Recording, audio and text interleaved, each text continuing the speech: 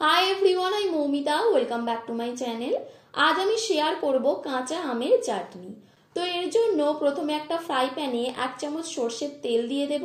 তেলটাকে ভালো করে গরম করে নিয়ে দিচ্ছি একটা শুকনো লঙ্কা আর হাফ চা চামচ সর্ষে।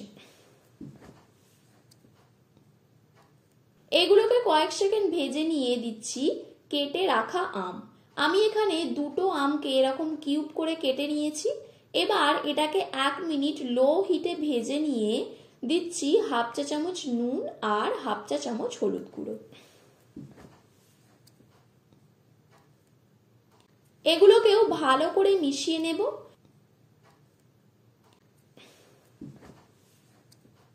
মেশানো হয়ে গেলে দিচ্ছি 1 কাপ জল। এবার জলটা ফুটে এলে ঢাকা দিয়ে লো হিটে 5 থেকে 6 মিনিট আমটাকে সিদ্ধ করে নেব। 5 থেকে 6 মিনিট পর দেখো আমগুলো ভালোভাবে সিদ্ধ হয়ে গেছে। এরপর এতে দিয়ে দেব পরিমাণ মতো চিনি। আমি এখানে 1 কাপের একটু কম চিনি দিলাম। চামচে করে মেজার করলে 13 চামচ। চিনিটা তোমরা এখানে তোমাদের স্বাদ অনুযায়ী দিও, বা আমটা কিরকম টক বা মিষ্টি সেই অনুযায়ী দিও।